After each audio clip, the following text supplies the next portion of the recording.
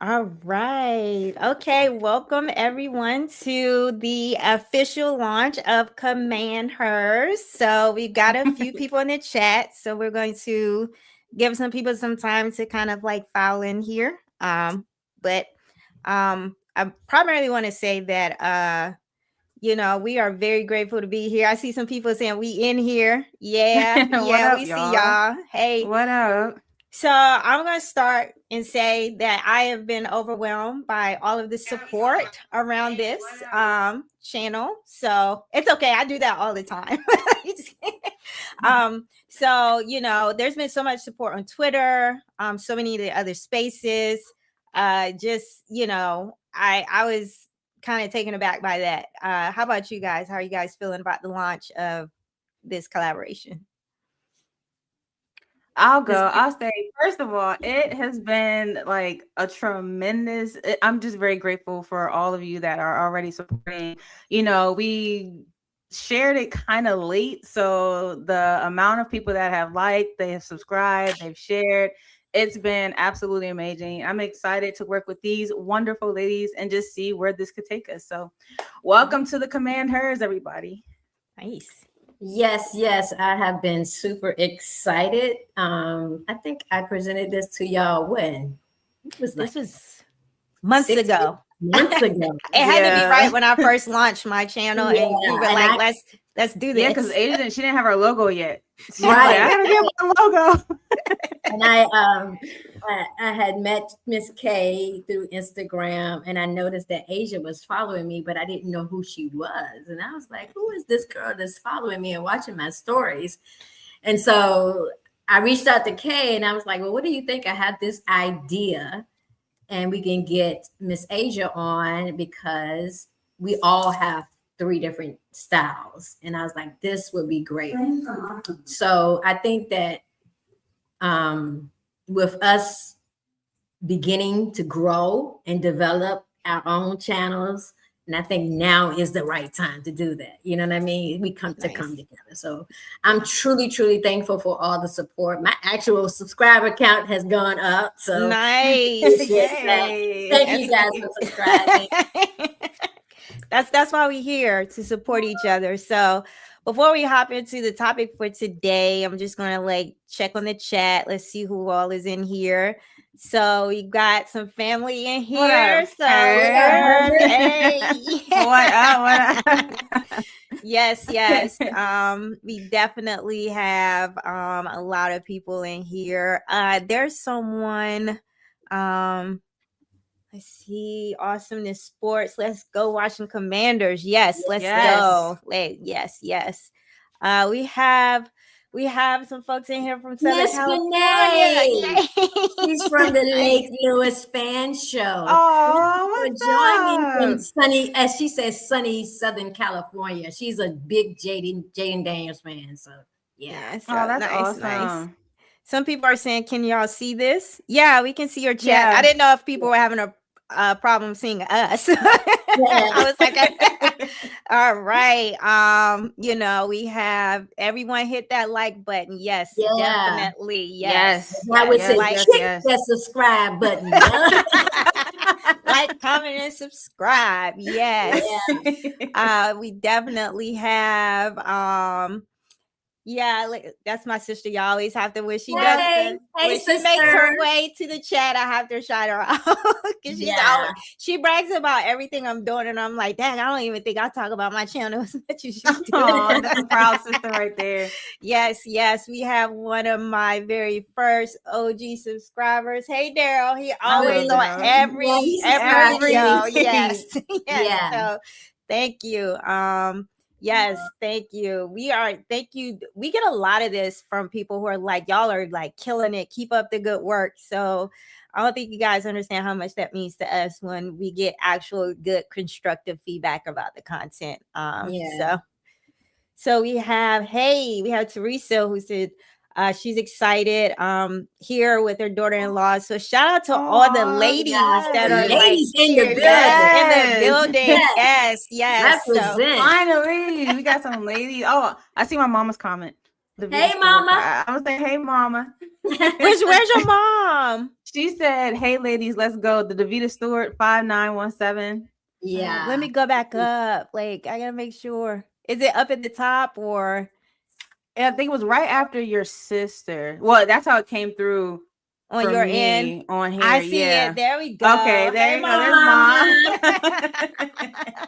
Yes, Command Her is about to do numbers. Yes, we That's the are. goal. We got a lot of people kind of like filing in, you guys. So be patient. We're trying to give people an opportunity to kind of file in. So we definitely we're gonna get to the show because we know how y'all like to come in and get straight to it. So we're not gonna take too much time. We're gonna try to stay on task tonight. So we've got a super chat. Shout out to Door Gunner, man. We're gonna be over everybody's page everywhere. So we definitely got it. We're gonna be everywhere spending money. Listen, we appreciate it. So love the channel. I'm coming for the kicking job. So watch out, Moody. Getting plans finalized for the winning game. You're going, yeah, like Door Gunner get the tickets. He be like, yeah, like nah. Door Gunner is a very we appreciate y'all here because we see I know he came out with the tickets for training camp and had training camp tickets and was giving them out. So yeah, nah, Door Gunner cool. We appreciate you. All right, so I'm the one that put them together. Wish me luck.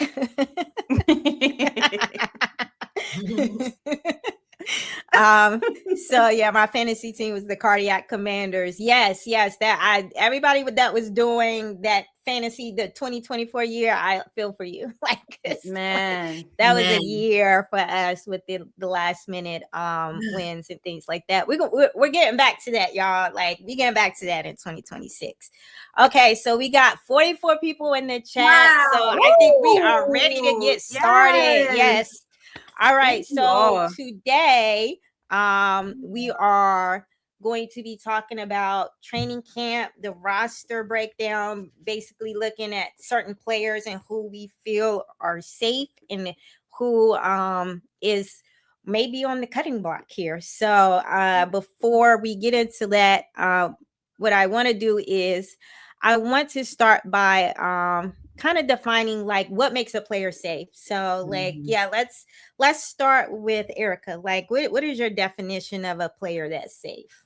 What makes a player safe for me is the money that we're investing into that player, the contract details, that type of thing. So I think we already know that Owe is a player that's going to be safe and Jaden is safe. You know, the money that we're, especially our quarterback, because we invested in him big time. And so definitely that's what makes, for me, that's what make a player safe. It's the financial investment.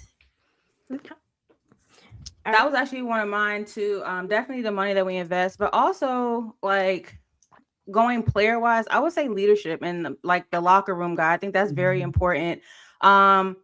Being as though we have new coordinators, how a player fits in the scheme, that's also very important because if we have former players that they don't really see a fit for, then they're not really safe.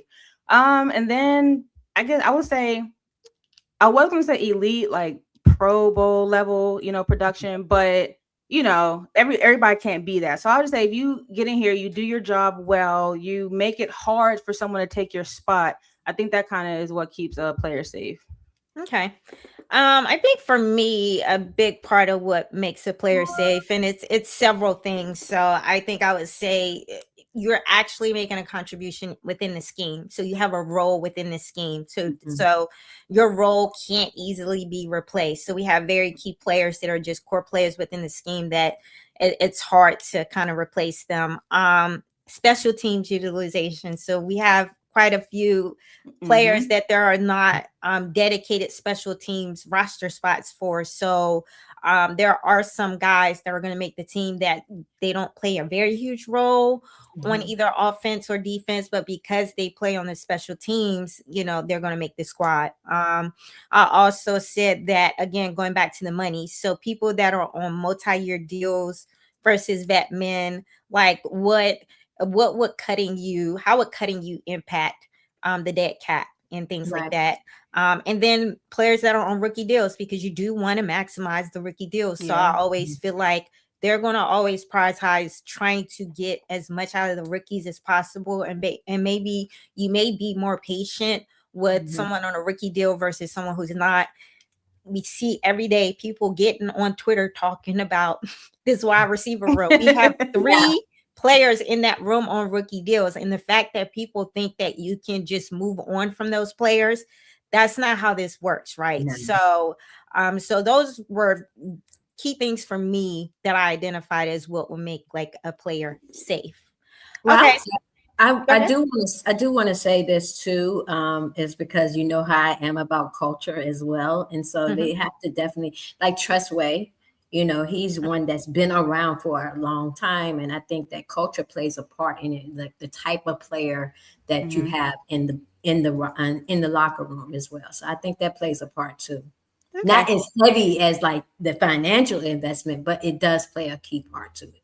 Yeah, I saw someone in the chat said high draft picks. So yeah, like going back to Jaden was the number 2 pick in the draft. Like you in the like second round picks. Like we got quite a few of those that people keep wanting to cut, like Ben Sinnott and Mikey and Johnny. No, it's like those are high round draft picks that they are going to do as much as they can to possibly make it work for them. It's not like a back end 6th round, 7th round pick where you can just cut them and let them go. So yeah, I do agree. Very high draft picks are kind of safe. Someone said, I don't think anyone is safe. We are rebuild. I think we have more players that are safe than are not though in this rebuild. Like I think there are some players that definitely have their spots solidified. And even though we are in a rebuild, I mean, the players that we have right now, I think they fit. And I think they will fit in the new scheme. So I think a lot more are safe than we think. I think in a rebuild, you're more patient than you would be if you weren't in a rebuild. So I think the fact that we are in a rebuild makes certain players have a longer leash because we are in a rebuild and they're trying to give them a bit of a developmental runway to kind of get there. So don't let Dan Quinn hear you say that rebuild. What do you say? It's a recalibration. This is not a rebuild. It's a recalibration. Listen, like we got machines out there. I'm like, DQ, have you seen this roster? It is most certainly a rebuild. Like I appreciate the sound bite, but it's a rebuild. Let's be real. We got a bunch of babies. Okay. Yes. We got a bunch of babies. All right. So let's go to let's talk about our different tiers we have here. So let's talk about the first tier. So what we're going to do is talk about a few players here within certain tiers. So within the probably safe tier, I think we all have a couple players that we kind of want to talk about. So I think I want to start with Kay because we started with Erica, the last question. So let's start with Kay on this one. All right. Y'all know I'm short and sweet, so I'm fly through these real quick. But so my first player that I have safe is Rachaad White, and that is because, for one, it's Jaden's boy. I do think Jaden had a say in that. I don't doubt that at all. But we know that he's well with pass catching, he's well in pass protection, and his run game is something that has already been proven. I mean, before he went down to the number 2 spot, he was starting with Tampa Bay. So, and then, of course, Bucky Irvin came in, but he is already someone who was proven, and I'll get into it a little later, but I think he's higher for me than a lot of people are willing to say. We'll get into that later though. My next one, of course, Chicken Conquo. There's no reason why he would not be safe. He was literally brought in here to replace Zach Ertz. So whenever they bring in a player to replace somebody else, they're safe. Not to mention, and we've talked about this across, I think, all of our channels, he's going to be on the field a lot. He's going to have a lot of receptions. He's going to have a lot of yards and big plays, more than we think. So he's someone else who is, of course, definitely safe. And he fits the scheme a little bit better. And then my third one is Trey Amos. I think we are very high on him, and he's somebody that they want to give a chance. They want to see him shine. A lot of people are thinking that they brought Rasul Douglas in to replace him. That's not the case. I think Rasul Douglas was brought in to help him grow. He's going to be our cornerback 1 until otherwise is said. Yes, he's coming off of an injury. I don't see him regressing this season at all. So those are my 3. Nice. I think those are good ones. What about you, Erica? So I have Mr. Laramie Tunsil. Of course, he is safe. And the reason why is because you need somebody to protect Jaden's blind side. He wants to have somebody that Jaden wants to have somebody that he can trust. Like when he drops back, he know that his blind side is protected. And I think that the organization has proved that he's a safe player on this roster. He is very, very important to this organization. The second person I have is Terry. We know Terry is safe because we saw what happened last year when he is not on the field. We need a one, definitely. So we can't have that again. So that's one key player. Amongst all these other wide receivers, we don't know yet. We're going to talk about that later, Miss K. But the other receivers, I don't know.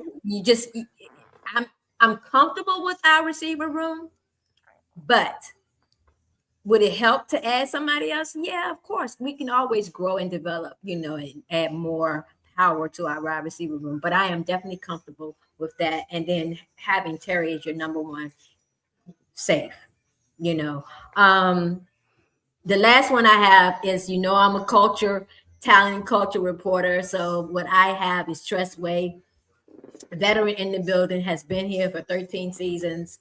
And whether people realize it or not, he is the standard. As I said in my last video, he is the standard.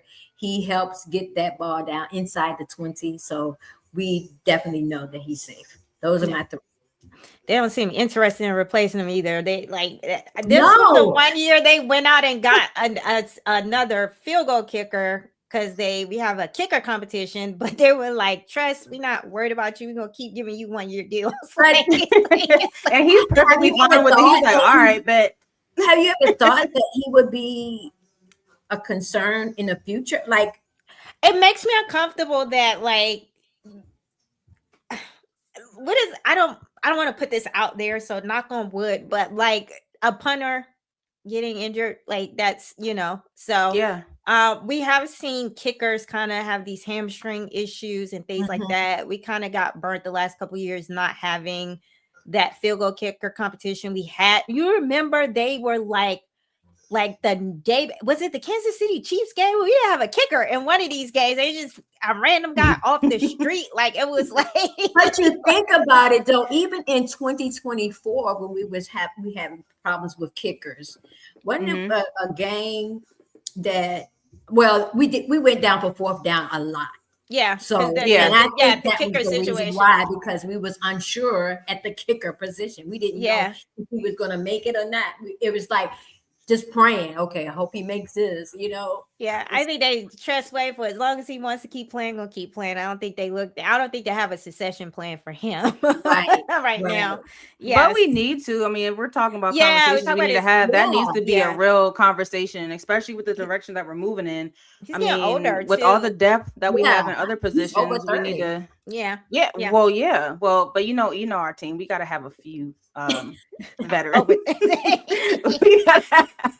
We gotta have a few. He keeps getting away from a select few of over 30. It's a good thing though too. I always tell people all the time, it's a good thing to have veteran presence in the building, because if you have a team full of young players, not everybody's experienced, especially if you make that push to the playoff, because nobody has that playoff experience. Yeah. So but how long do you keep the veterans around? Like, I think that's my concern is are the veterans taking up spots down the line? We saw it last year with Bobby. Well, we felt like maybe Bobby should not have been on the field as much as he was on the field, and it kind of like probably delayed the development of certain players. But yeah, I kind of agree with that. Yeah. So I guess my who's safe are going to be a few names that I see keep coming up as cut candidates. So we're going to listen. Luvu's safe, y'all. Like, I don't know why y'all keep trying to cut Luvu. Yeah. So I get it, because everybody's looking at Jordan McGee. And I thought that, maybe Jordan McGee, when I was like, oh, he's fast. He's super athletic. Yeah. He's going to displace Luvu. I just don't think that Jordan McGee and how this scheme is shaking out, I don't think Jordan McGee gives you anything besides athleticism. I think that he has to be exceptional and differentiate himself in what he provides within the scheme to be able to displace, right? We're talking about displacing a starter. Am I missing something about the probably safe takes? Are y'all about safe to make the roster? Yeah, this is just a general conversation about who's safe to make the roster. It did not have to be anyone that was at risk for being cut. This is just, these are general players that are genuinely, you don't think about them ever being cut from the roster. So yeah, just to throw that out there. I think that's Steezo. Yeah, it's okay. Yeah, I get very distracted by the chat. Yeah. But yeah, so Louisville is not one. I thought maybe at first, but now that I'm seeing how things are shaking out, Jordan got to do a little bit more. And I don't think Jordan gives you enough as a pass rusher. And I think that Louisville can give you some, pass rush juice. He did it kind of last year. Now, is he the best at it? No. But I do think that he gives you a little bit more there. I also think he's a more effective blitzer than Jordan. I think Jordan's really fast and very aggressive player, but sometimes he's just very out of control. He whiffs on tackles. So while he may get there on the blitz, sometimes he misses tackles. And I do think Louisville is a better stunt partner, which I think a lot of what we're going to be doing is a lot of stunts and things like that. So I think for the most part, Louisville's safe. I don't think Jordan provides enough where he can displace Louisville. So Louisville's safe. I have Diami as being safe, you guys. I know y'all feel like he's gonna be cut because he's Diami. And it's like, Diami's safe. Diami feels like a glue guy in the room. I do think Diami's, a number of these wide receivers are going to provide us with they're not there for production. They're more so there for a trait or skill set that they provide as a possession receiver. And I do see Diami as a possession receiver for light screens, and he's the take the top off guy in those situations. So I have Diami being safe. And this is the last one, and people are gonna kill me. I already know the chat's what will be like. They want to go crazy. Quan is not getting cut, y'all. Quan's not getting cut.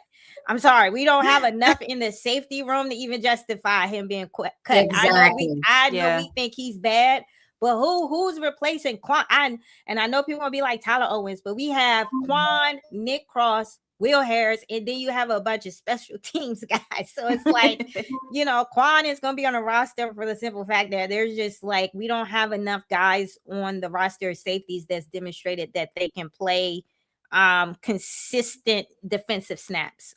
So yeah, that's kind of where we are.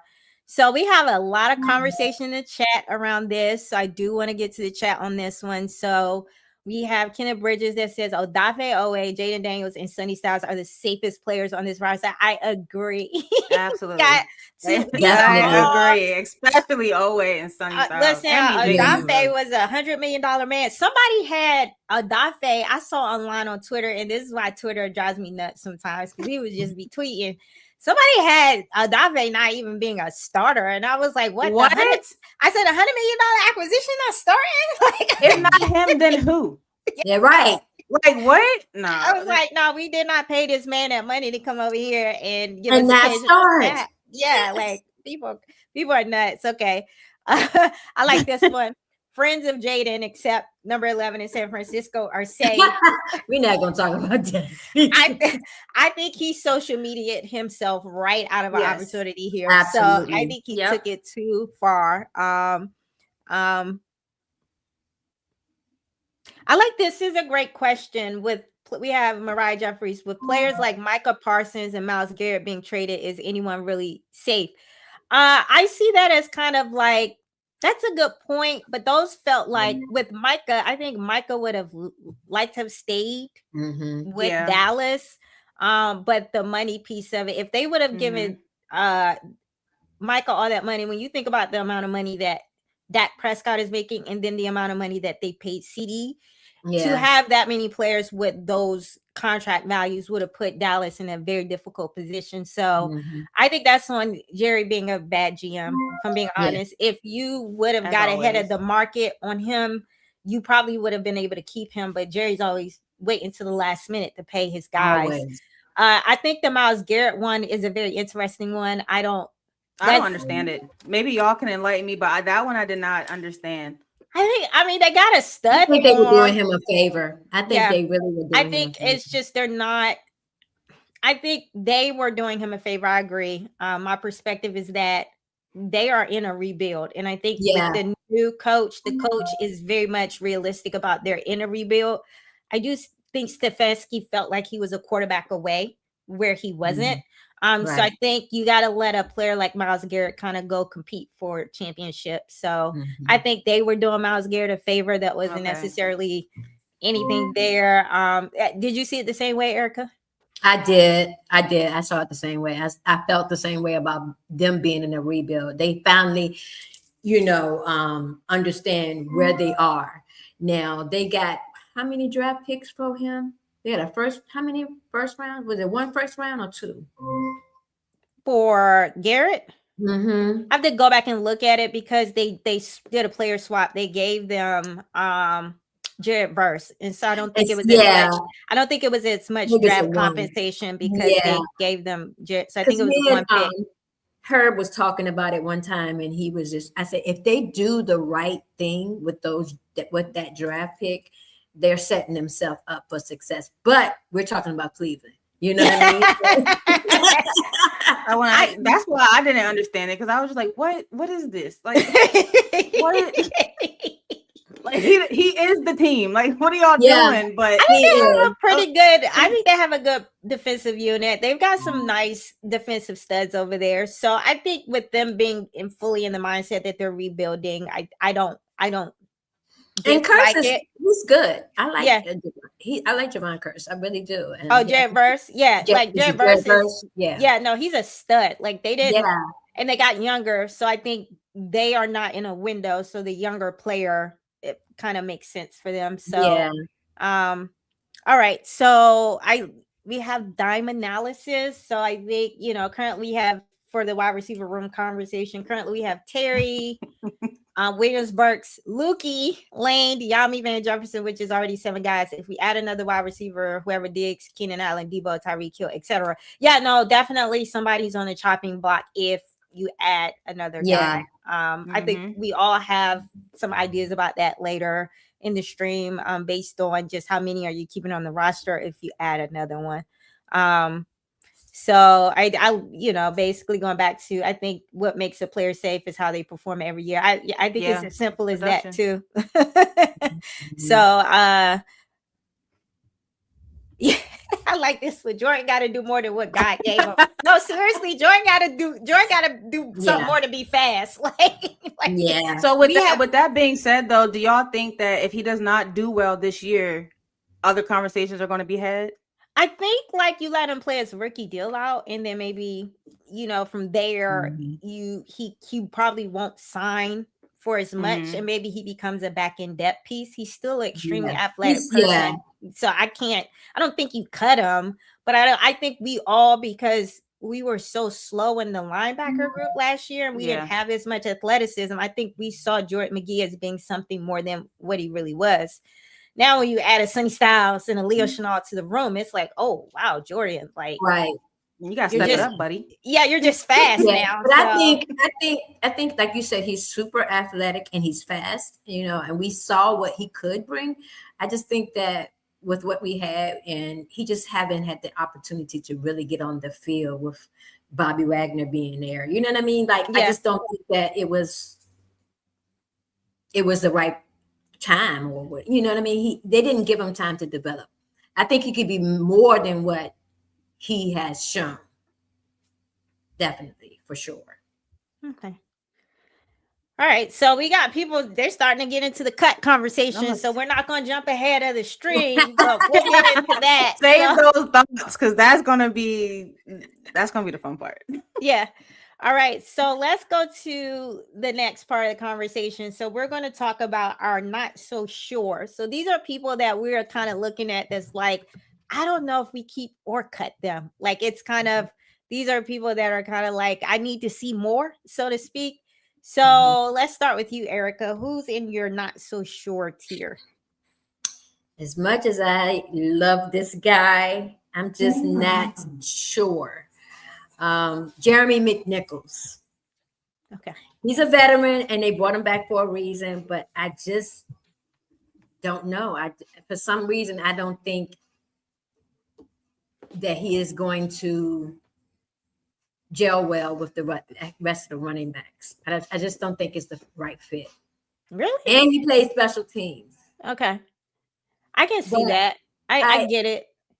I just don't know. I mean, that's what's keeping me hopeful, because he is a special teams player and he's a veteran. And that's what makes me think, okay, they're going to keep him, because when you think about it, Rachaad White and Jeremy are the only two really, like, quote unquote veterans in that running back room. And when you look out, well, it's a Jerome Ford too, right? He is he's a veteran. But I just think that his knowledge can go a long way, but I just don't know if that's going to hold him. Yeah. I kind of see Jeremy McNichols as like a jack of all trades and a master of none, right?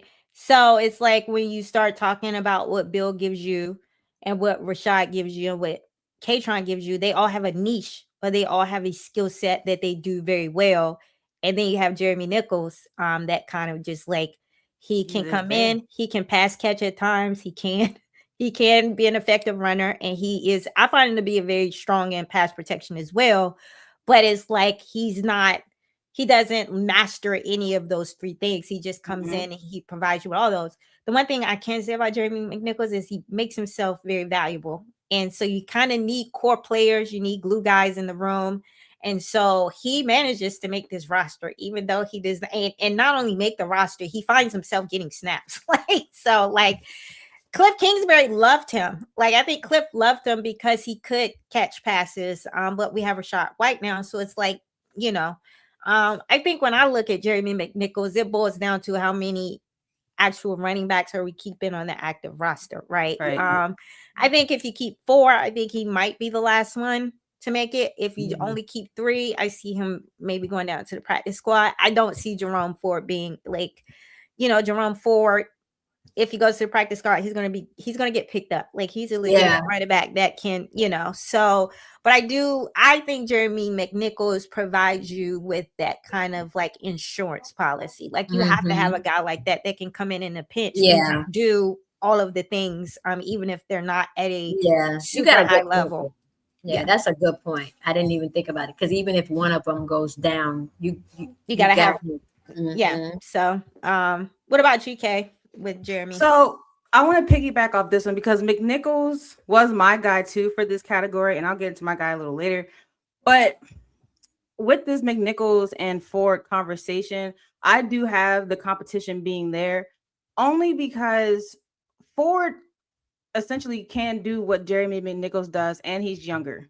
We've seen him and what he's done, what he did with Cleveland. The only reason he basically got beat out there for, I believe it was Nick Chubb, but he can do what Jeremy McNichols can do. Jerome Ford was also on special teams, and we saw that he was effective. He was a good third down back, and he was a good powerhouse. So I just don't see there being a spot for Jeremy McNichols, especially we can talk about, the pass catching and everything too, but we have a guy that is solidified in that. And to me, that's Rachaad White. So just to piggyback off that, I don't think Jeremy McNichols is safe either. Depending on what happens between him and Ford, that's the competition in the running back room for me. Yeah, I did see the competition being between Ford and McNichols. I just gave McNichols the leg up because of him having that rapport with the building, right? So I feel like Ford is the new guy in. There's no connection there. But I won't sleep on David Blau. David Blau seems like a very intense guy that's all about competition. Yeah. So it's like, I'm not, listen, I think the only person he's actually attached to is Jaden, and the rest and Jaden and Terry, and everybody else can go. So like that's just how I feel about it. Like, anybody can go. David Blau does not seem to be like that type of guy. So I think we'll have to see.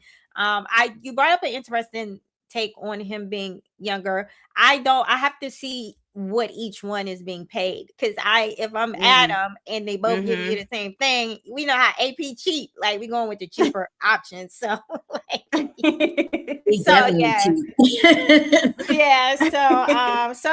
I think that was Jeremy McNichols is a good one for the not so sure. What about you, Kay? Who was your not so sure?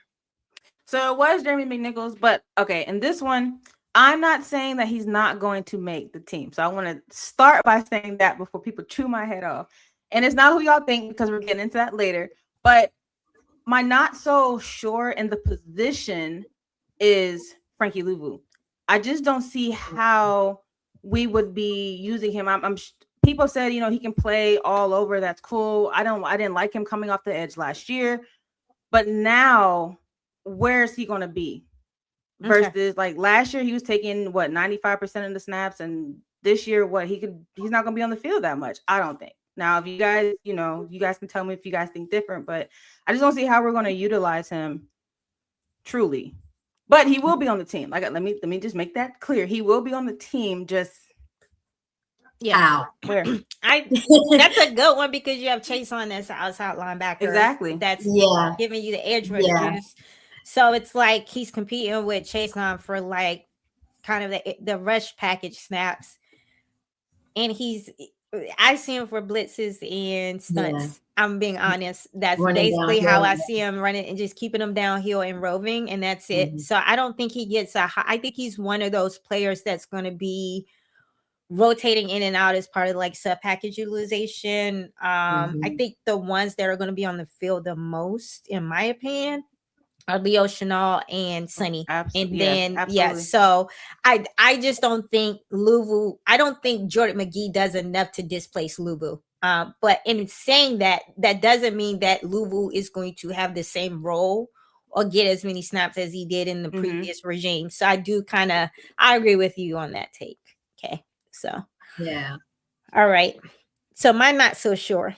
And this is one that keeps coming up. And I had to sit with this one because everybody just loves Tyler Owens. And I'm like, I don't know. Because it's like, I don't know. Like, we got Coach Izzo loving him some Tyler Owens. He wants all of the freak athletes for special teams. But I'm like, bro, like, he can't give me free safety snaps. He's going to be at the line of scrimmage. It's a lot of people playing in and around the box, right? We're saying that Quan may be in the slot. Okay, big nickel, Then we have Sonny in that 3-4 under base is going to be like a big nickel. Then everybody keep wanting to put my boy Nick Cross in the box. It's too many people getting snaps in the box and at the line of scrimmage, and it's like I just don't understand how you would use him outside of being a big nickel. We already got two players that we are identifying to like get those big nickel snaps in Quan and, Sonny. So it's like, I need Tyler Owens to give me something besides line of scrimmage snaps for me to even justify him being on this roster over like someone else. So that's, I know people love him and his athleticism. He's just kind of like this tweener to me with this like safety linebacker type of body type that doesn't necessarily, and his coverage instincts isn't all the way there. I kind of like, if it's between him and a UDFA like Malik Spencer, who can play the post and give me free safety snaps. I want the guy who can play the post and give me free safety snaps. I don't want the special teamer that's a freak athlete. So that's kind of why I had Tyler Owens as my not so sure. I'm pretty sure they're going to find a way to keep him around because he is one of those guys that they just love. But, I just don't see it for him as a safety on defense like everyone else does. So, what about you guys? I just don't know about Tyler Owens. I mean, all I see is special teams. I don't see him doing anything else. I really don't. Like when he does the most, it's like he's not that great to me. I just don't see average at best. Yeah. And with the other players that we have, I mean, there's like same thing. There's no space for him. Mm-hmm. Yeah. It's too many bodies that like we trying to figure out all these safety linebackers. That's like, we're going to have to like rob Peter to pay Paul or something. We're going to have to start taking some depth chart positions from other positions just to kind of like keep all of these guys on the roster because they're special teamers, but they're not necessarily providing and I know value that's on what they defense. say. They say that the way you can make the team is through special teams. But okay, if he makes the team, who does that leave out? You know what I mean? Like he doesn't. I don't want UDFA's not getting a legit shot to make this 53-man roster because we're trying to hold roster spots for guys like Tyler Owens. I'm sorry, so that's why I have him as kind of the not sure. All right, so the chat is jumping. First of all, shout out to everybody in the chat. We've got a super chat, so I still consider the team as the Washington Redskins. I think you and a lot of other people too, but nobody's really getting down with the name. Yeah, I see that all the time. Yeah, nothing wrong with that at all. So let's look at. I saw one in here about we should have never let. Let's talk about Chris Rodriguez. So I like Chris Rodriguez. Yeah, I did too. I understand wanting to say never letting him go. Did you see what Jacksonville paid him though? He was supposed to be. We weren't paying him that. Yeah, he's our power back in the scheme, and we got a power back in K-Tron that is like that. Like, so if you're not familiar with K-Tron, he's the all-time leading rusher in Penn State history. And we saying that Saquon went to Penn State. So to get that type of power back that I think is better than Chris Rodriguez on a rookie deal, you kind of have to be okay with I'm kind of okay with us letting Chris Rodriguez go, knowing that we probably got a better, more cheaper option in K-Tron, Allen. So but I don't think Chris Rodriguez showed us enough to justify us paying what Jacksonville paid him. That's all I gotta say. That's he was efficient, though. I did like him. He was very efficient. He did what he needed to do. So I appreciate him for that. But paying him that, we'll take the rookie over here. Thank you for what you did. We appreciate you, but go on. Don't let the door hit you with the good Lord split you. He took the necessary steps to get he lose some weight. I think they wanted him to do some weight to get faster, and he did all of that. And I appreciate what he did, but Jacksonville done did it again. They paid Diami last year, and they did it, and now he's back, and they paying Chris Rodriguez this time. So we'll see. I'm wishing him well. I hope he does well. Okay. Well, as fast as he went, I was surprised at how fast he went, but I was happy for him. Yeah. I think Cliff screwed him over. Like, I don't blame him for leaving. I was like, Cliff wouldn't I don't want to keep talking. Y'all know I don't like Cliff. Let me stop. I don't want to turn the stream negative, but Cliff would not there were whole games where it's like, why is he not playing? Like come on, Cliff. He just ain't like the running backs. I don't know what was the only running back he liked was Jeremy McNichols. And I think it's because Jeremy McNichols could play the pass game like Eckler. Like he could give you that's how he wanted to use the running back. So no, we're forgetting his number one running back. Jaden Daniels was his number one. Yeah, about that. Cliff's running back one was the quarterback. Listen, he the one that got Jaden hurt. I'm sorry. I'm gonna be that bad guy to say it. And you don't have to be the bad guy. I've been saying it all over my videos. Very true. Like the scheme got Jaden hurt. Yes. So we have Teresa who says Jalen Lanes needs to be the punt returner, which he was drafted for, not a wide receiver. But we can't get a dual person who could go to the practice squad like a Rashid Shaheed. I agree with you on Jalen Lane. Everybody knows that I struggle with Jalen because he's eating up a wide receiver depth chart position. It's like, why can't we have a standalone role for him as a punt returner? How do y'all feel about Jalen Lane? He needs to be on special teams. I don't want him like you said, I don't want him taking up a space. His hands, they did not do it for me. He was dropping passes. Okay, he's fast. Good. He can use that on special teams. I don't want to see him in the wide receiver room. Exactly. He was in wide receiver position because of the injuries. Yeah. That was we have to say that because last year we had so many injuries and people are and I kind of feel bad for him a little bit too, because of the fact that people are on him so much because of what he did not do. But he was put in a position that he wasn't ready for, to be honest. And I think he could develop as a gadget player. Like people want Debo back so much. I think they're going to utilize him a little bit more in that gadget role. I like him in the gadget role too. It's just hard when we're all having the wide receiver room conversation. Yeah. To kind of wait for Jalen. You know what I'm saying? Like it's like we want it right now. But I do like a little gadget role for him. I do think that you had two gadget guys in the room last year. I think Debo took a lot of snaps or looks that would have been looks for Jalen. And then they were trying to have Jalen be the outside receiver and do things like that, where I felt like Jalen should have been kind of like not used in that way. He wasn't ready.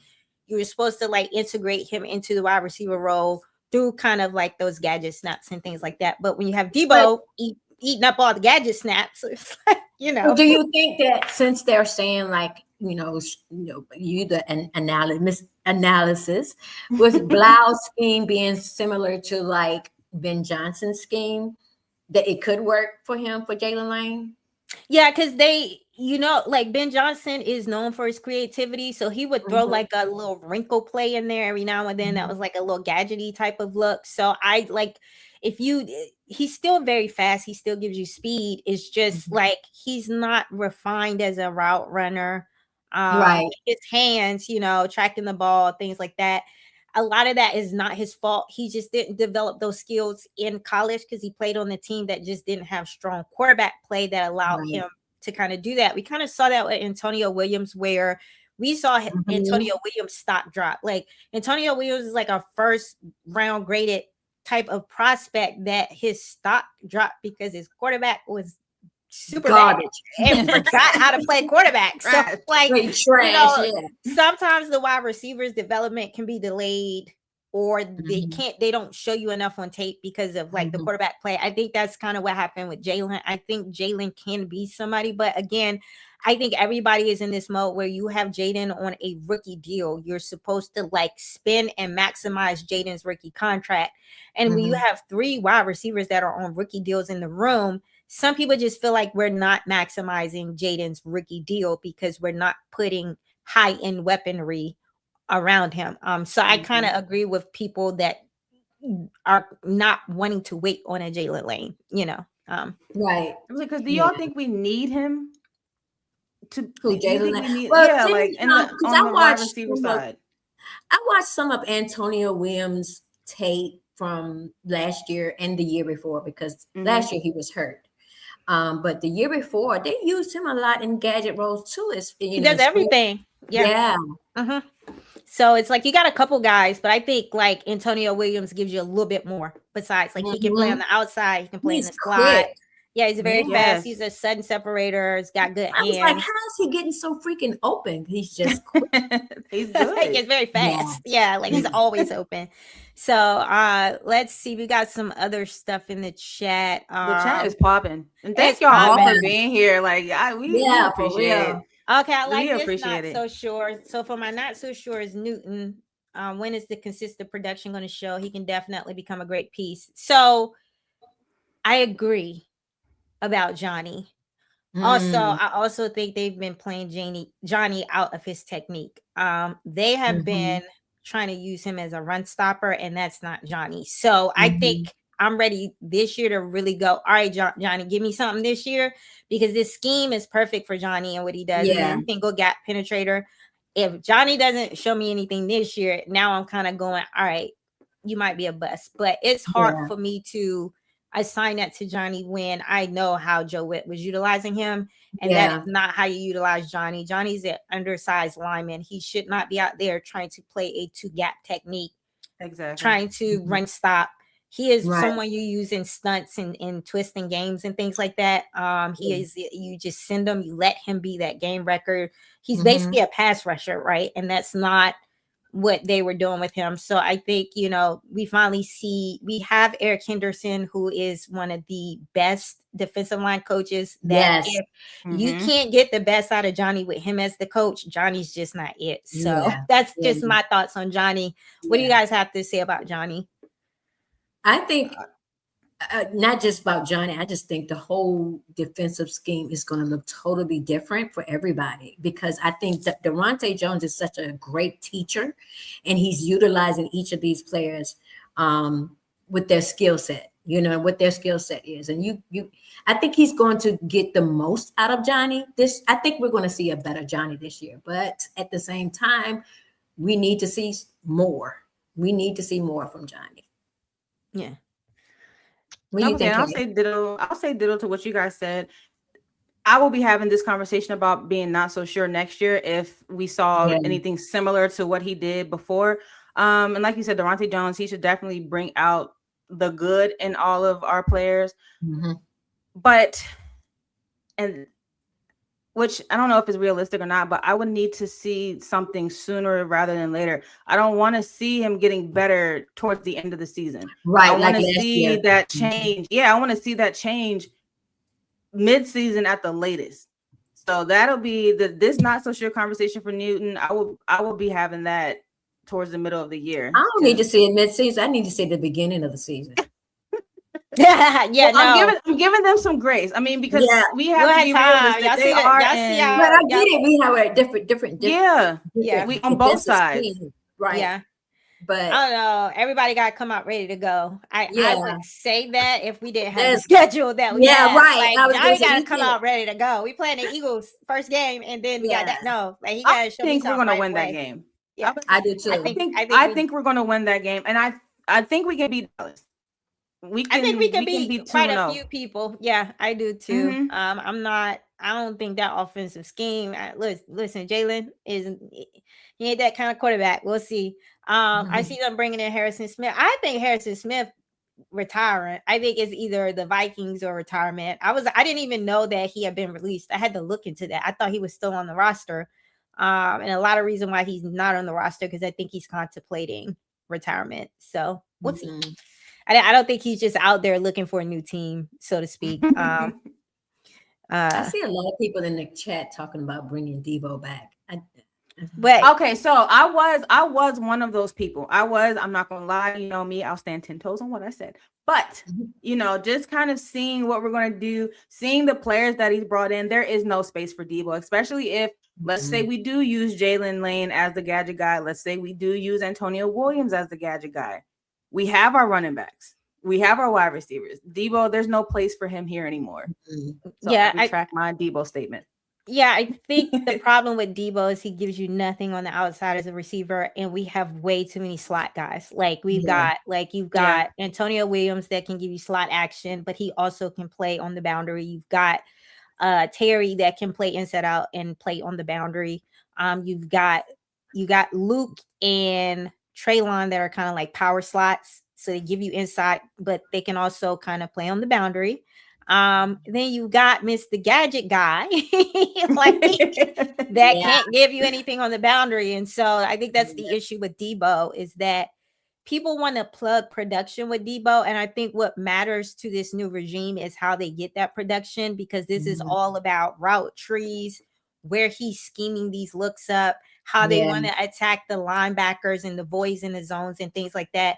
So Debo has to give you a little bit more than bubble screens, because Diami can give you bubble screens and he's got more speed than Debo, right? Right. He's got to give you more than a lot of the gadgety stuff, because you got Antonio Williams and Jalen that can give you gadgety stuff, and they're also faster than Debo. And then Antonio Williams can give you outside versatility. So I think there's too many guys in the room that can give you the things that Debo gives you, and more. I just think that's why I just don't see it for Debo. But I understand people who like Debo. Debo had like 700 yards last year. So but that was because he had to. I want people to realize that too. Yeah. We had parking lot attendants playing wide receiver. Like Debo, he had that production because he had to. So, and being realistic, and this is something I had to realize too. Yeah. Well, so let's say he was on a team this year. What does that look like? Like it doesn't. Yeah. It just doesn't fit. It doesn't. It doesn't fit. It doesn't. Yeah. I wish we could have seen what it would have been like to have Jaden, Debo, and Terry. I would have loved to have seen that. Yes. Yeah. Yes. But Debo just felt like a 1-year rental for the most part. And I don't like that we gave up a draft pick for a 1-year rental, but that's right. Not for an AP. You know, we got to have our little mishaps. Yeah. We wouldn't be us if we didn't. Yeah.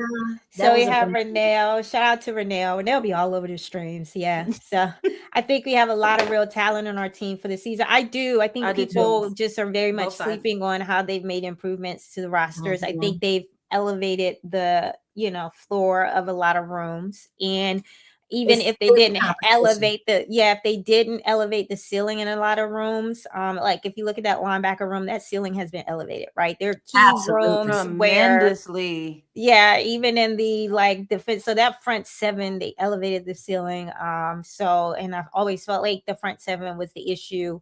Even if you're uncomfortable about the back end, I don't care. You can have the best back end ever if the front seven is not. Yes. Thank you, Asia. Yes. I was saying, that's what I've been saying. Like, people are having all these talks. It's like, okay, I get it, and I'm worried about the cornerback room. Well, I'm more comfortable with Russell Douglas, but if our front seven does what they need to do, yes. Okay. That's it. It's a wrap. It's a wrap. That makes the secondary job easier if they do what they're supposed to do. Yeah, they can be back there frolicking in the tulips for all I care. As long as the front seven does just get after that quarterback. She said, y'all can be frolicking in the tulips. That's funny. So we got 85 in the live stream. Look at us. We got a lot of people in the chats. So I just wanted to shout out to everyone that's joining us. We are having a good time. You guys are active in the chat. I hope you guys are enjoying the stream. Yes. Okay, we got that. Look, Dante got a lot of thoughts, right? This is my big bro. He got a lot of thoughts. I could not ignore this. So, I think that we should have signed Diggs. He's putting in the work. He looks ready now. I mean, why not? I'm with you. He had 1,000 yards last year. Diggs can't stay out of court, bro. I'm so disappointed in him. He had the chef thing. I think a lot of people were waiting for that to kind of work itself out. And I think people were ready to bring him on. And then he has this new legal issue that's all over the place. It's like, you are 32 years old. I don't understand the company you're keeping. I don't understand why you are tied up in all of this stuff. You, out of all of these free agent wide receivers, had the opportunity coming off of that Super Bowl team in which you showcased to make a lot of money and maybe to get a 2-year deal, even as a 30-something-year-old, and you just blew it because you're not making good decisions in your personal life. So it's like, it's not just us. He's still on the market as a wide receiver that had 1,000 yards. Taking anything away from his time. Coming out of the Super Bowl. Super Bowl, And I think he would gel with the locker room. But you know how Adam Peters is. They have their type. And Adam Peters would say, is he a commander? And no, I don't know. I don't care if you're from Maryland or not. And I mean, it's so sad because he almost could have gone anywhere he wanted to. If we're going to be real, he could have gone anywhere he wanted to, but all this stuff, and it's not good. It's not. And people are like the kind of exactly, and the kind that they are, it's bad. Yeah. I'm comfortable with the receiver room we have. I mean, it would be great if we could get Diggs, but I don't want anybody else. I don't want Keenan Allen. I don't want what's his name from Miami that got a messed up knee? Tyreek Hill. Yeah, same thing with him. Doesn't he have this? People are making a case for Tyreek Hill, but aren't his charges or whatever similar to Diggs? I gotta look into that. Yeah, I think he had like a domestic violence or one of those. Like he has similar off the field drama. Like the Eagles don't do sexual assault allegations. I know that about Howie. He'll take a little crash out, the DUIs and stuff like that, but he does have a red line. There's a difference. The issue with someone said, if I have to take a crash out, I think Diggs is the best choice. I wish it was as simple as him just being a crash out. His issue is you can sign him and then the suspension comes, right? I think they would love for him to get that wrapped up. I think they would love for him to have a judge say that he is cleared of all of this, or him to settle and for it to go away. Because if this goes on and he's found liable in this lawsuit or whatever, these type of allegations lead to either a ban from the league or a 6-game suspension, and that's a risk. I just paid you to come play for us, and now they're coming knocking at my door talking about you're not eligible to play for 6 games. That's not a good return on investment. So, I think he has to come down on his number because of that risk. I think he may be asking for too much money, or he may be asking for too many years.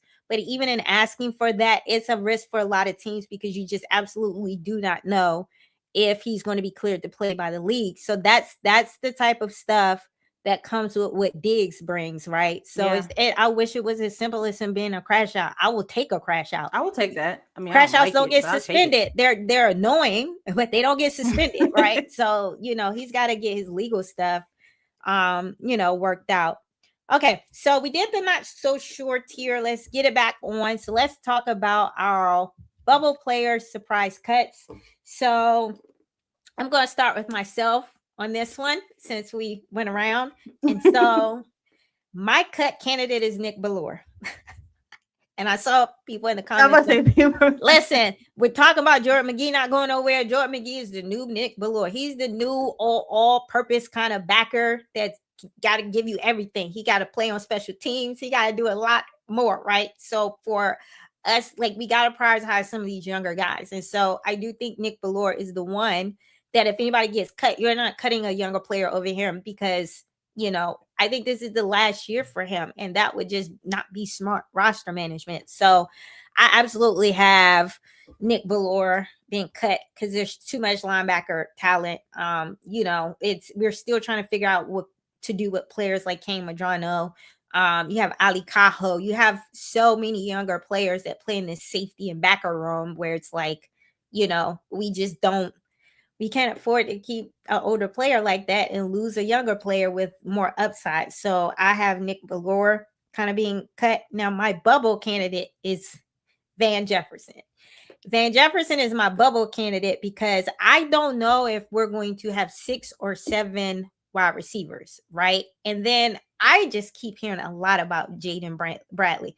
Jaden Bradley, listen, Terry loves him. I was watching Diami's little documentary today. Jaden Bradley is out there as an undrafted free agent, traveling with the 1s and 2s in the wide receiver room, getting the reps in with Jaden, right? So it's if you are telling me that Jaden Bradley is showing you enough to where he can be a contributor, right? He may not start right away, but he's someone that in a pinch hit type of situation, you can call him up. You may have to let Van Jefferson just go, right? Because this is someone that, again, is a younger player with a higher upside and the cost associated with that. And just, it does not make sense in my mind to hold on to what I thought was a camp body when we picked up Van Jefferson. I love that he is showing us something, but that man played in the Super Bowl. He is a professional wide receiver. I expect him to show up, do his job, and put out good tape. That doesn't necessarily mean that I think he should be prioritized on making this roster over someone like Jaden Bradley, who's in his body type and his route precision and some of the things they say that he's providing for us. You just cannot risk, his development. I would rather have a Jaden Bradley and have him be prioritized on the roster over a Van Jefferson. So that's why I have Van Jefferson as my bubble. So kicking it off to you, Erica, who's your cut and bubble candidates? Well, I only had one, but now that I looked back at my little paper here. On the bubble is Jake Moody, kicker. Okay.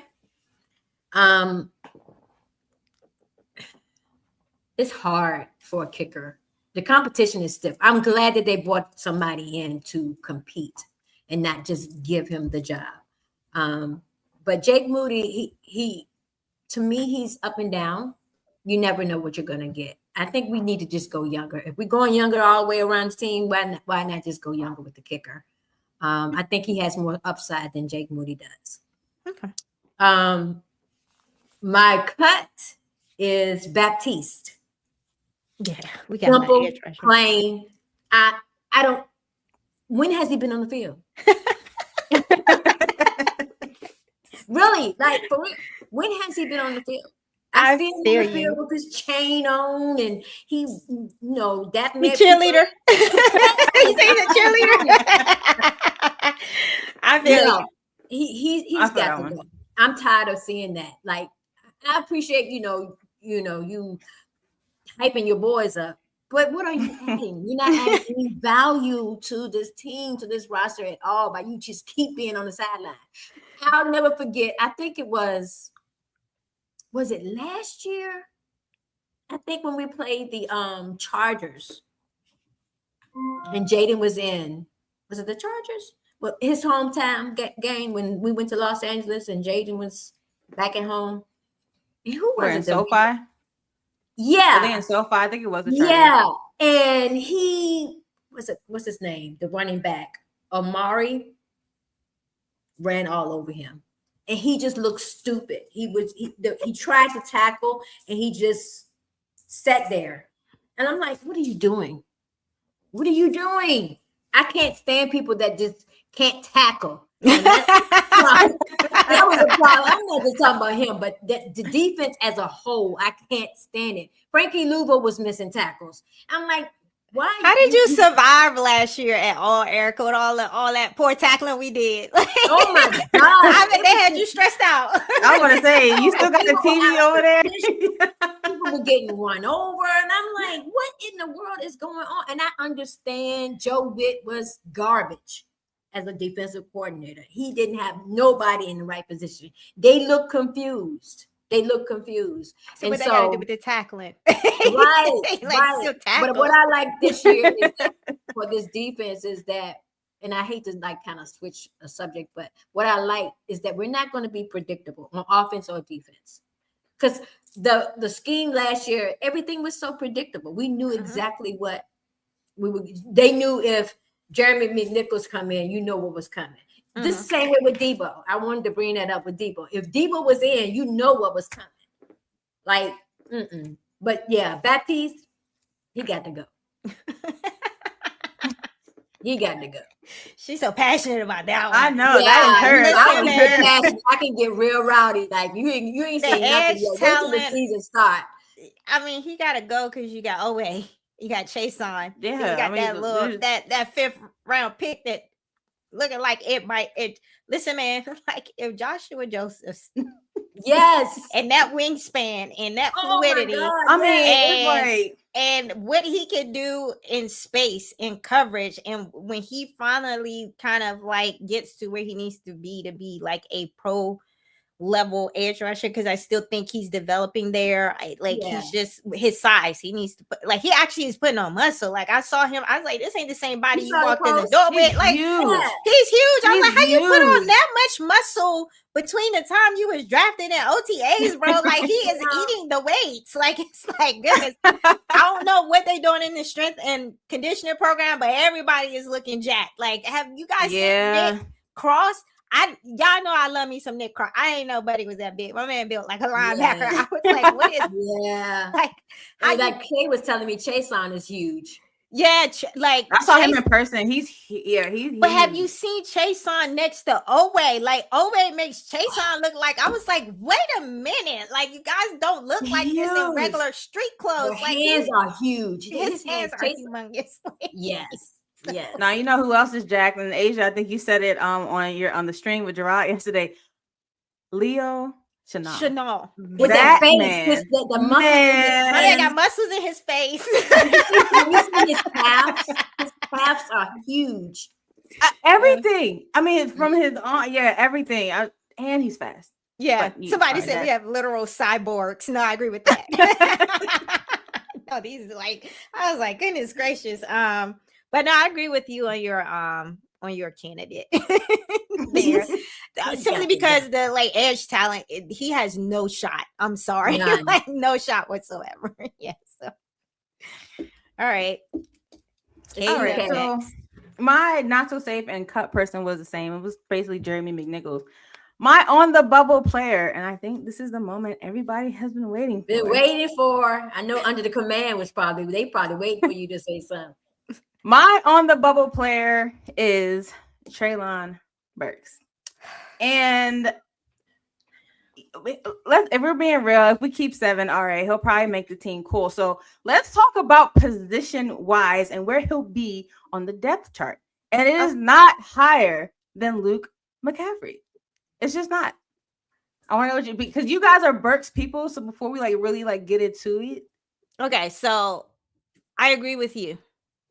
But my perspective is this, if you're looking at it from the perspective of snaps, targets, or whatever, I think Luke gets the fair share of targets over Treylon.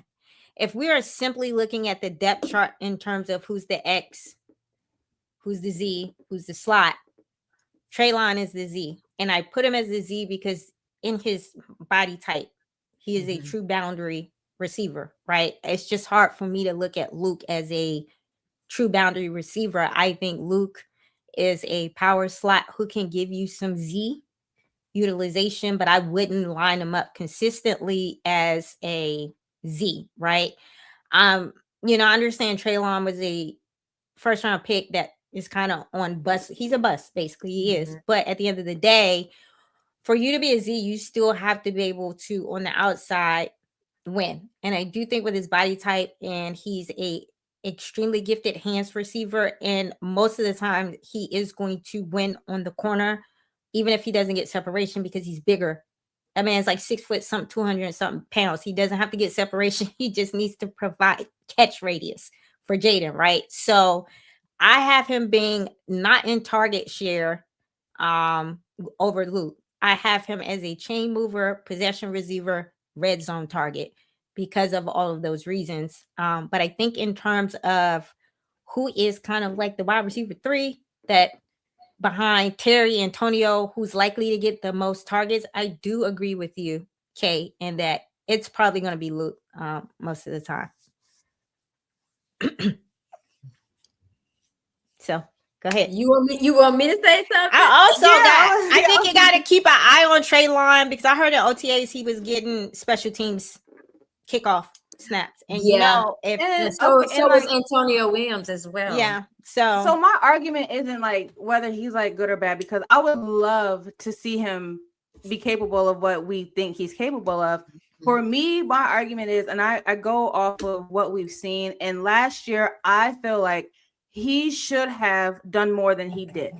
If he played the same amount of games, well, one game less than Luke. Luke was more productive. So that argument for me is he just hasn't shown me enough. And since we talk about other players who are injury prone and all this, he's injury prone. I'm not confident in him being that high on the depth chart. So I gotta push back a little bit because let me tell you something about one Cliff Kingsbury and Mr. Noah Brown. It pissed me off last year. He was starting to settle in. They ramped him up real slow, so he came on a little late. He started Treylon. He started to get more like. I don't think Cliff really had him in the progression read scheme. I'm gonna be honest. Every time I saw someone throwing a ball at Treylon, it very much looked like Treylon's down there, just throw it up because he's a big body. Like he had some garbage things thrown at him. And I saw there were times where he was willing to put his body on the line to try to make the catch. He was like, so whenever he was thrown to, he was putting that effort in to catch the ball. I know when Noah Brown came back from that injury, I was pissed because he went back to Noah Brown and deprioritized Treylon. And that's what made me mad because I was like, look, Buddy is starting to get comfortable. We just ramped him up. He's starting to see more time. And then Noah Brown comes back, and then Cliff goes back to Noah Brown and away from Treylon. So I think it's kind of like to Treylon. I don't think it's fair. Treylon never played with Jaden, right? No. Never played with Jaden. He's playing with the backup and third string quarterbacks. They're throwing garbage at him because he's not very clearly an intentional part of the progression read. And so I felt like things that were getting thrown at him is because he had a large catch radius and because he was a big body receiver. They was just doing stuff at him like, okay, make something happen, Treylon. It got real nasty towards the end with the wide receivers, so while I get what you're saying is that he had an opportunity and he should have shown a little bit more, I think it's really hard, like, considering those circumstances. Like, I don't think he had a fair shot in the sense of, like, Luke, this was probably Luke's second year in the scheme. Luke probably had more reps or time on task with Marcus. And he had that rhythm with Marcus. Marcus is probably looking for Luke more because Luke is an integral part of the team, whereas this guy just came in the building, So I kind of want to see Treylon this year. He's had an entire offseason where he's healthy. nothing going on. He's had an entire offseason to develop some chemistry and rhythm with Jaden. I think this year, if you see he's not doing enough, I think it's fair. Yeah. I just think last year they threw him out there, and that I don't think that was a situation where you can really truly evaluate him as, but I think what you're saying is fair. Yeah. There were variables in my opinion based on, like, I was absolutely pissed off when they went back to Noah Brown. I felt like they should have just committed to Treylon getting those snaps and moved on from Noah Brown. But it was a lot of back and forth in that room where it was like it was a different, I don't even listen. I don't know what was going on with the wide receiver room. You better not ever do that again. Like, it was like, who are these guys? Like, it'd be like we had Robbie Chosen and Chris Moore getting Robbie Chosen. Like they were higher in the read than like Treylon. It was like, it's like Cliff didn't like Buddy or something. I don't know, but it was like it was really weird with Treylon, if I'm being honest, that there was some wide receivers that probably shouldn't have been getting as much targets over him than, primarily Noah Brown, in my opinion. Right. But go ahead, Erica. I agree with you 100%. I am a firm believer, and I understand what you're saying, Kay, about injury prone and things of that nature. And I just don't feel like Treylon was given a fair opportunity. Like Asia said, he did not have a chance to really play with Jaden like that. I think Cliff went with Noah because of familiarity, and I think that they think Noah Brown is a better route runner than Treylon Burks is. And I have heard that too. So I think that's what it was, familiarity with him. But I think for me, as someone who not only just looks at talent, I also look at him having an opportunity to have a fresh start. Sometimes, he was drafted and to replace AJ Brown in Tennessee because they thought he was going to be just dominant receiver, and he just didn't pan out there. But now that he's in Washington, I think he's getting a fair shot with a really, really good. We all know that Jaden is elite. I'm just going to say he's elite. And I think he's got the right quarterback to be putting him in position, and it's going to get him the ball. Sometimes the player, that's all they need. Sometimes they just need a fresh start, a fresh organization, a new look on things. And I think that's what Washington has given him. And you can tell that he enjoys being in that wide receiver room, especially working with the wide receiver coach, because he talks about it a lot, about the relationship that he has with the wide receiver coach. So I'm hoping, I see the ceiling with him. I see that he can be, like Asia saying, that big body receiver that we need, because we don't have that. You don't have anyone like that built in the room. So I'm hoping that he can pan out, and then maybe next year we can, offer him another contract as well. And then we don't have to worry about looking for another big body receiver. Yeah, I think he's never going to live up to that first round. It's over for that. Right. Yes. And I think he's always going to be a core member of the team that's like the vet back end of the roster. I don't ever see him being prioritized over Luke, to your point. So if there are people, I saw that conversation happening. Like, I know why you're triggered, because folks had Luke out of here. It was like a week where they was talking about showing clips of Treylon, and they was like, they was ready to trade Luke. So I saw those conversations, and I think those conversations are dumb too, because you know how I feel about Luke. I do feel like Luke is, after you get from Luke, is the other guy in the room for me, that can give you something. Like, he was starting to figure it out before he got injured. I think it's a very in a progression read scheme, I feel like he's not going up against corners. He's getting mismatches on backers and safeties and things like that. And I think when Luke plays in a scheme like that, Luke has that advantage most of the time. So I like Luke in this scheme for those reasons, because he's got other guys in the progression read that's going to occupy certain high-end defenders. So like Chig's going to occupy defenders. Terry's going to occupy defenders. Antonio Williams goes. So I like an 11 personnel look. You having him out there, kind of, it depends on the look for me with Luke, right? But I do think that he's not, when you get into that red zone and it's not enough grass to work routes and run routes, you have to have a guy like Treylon Burks that is just going to out muscle and out body the corner and win on catch radius and just having good hands. And so I think every wide receiver room has to have that type of wide receiver, and he's one of the only ones that we have. So I kind of have him in the room as kind of this cheap vet that's going to be on 1-year deals forever and deep down. But I don't think nobody in the fan base should be like having him over Luke. I think that's crazy talk. So and last year there were times that he was open. He was open last year.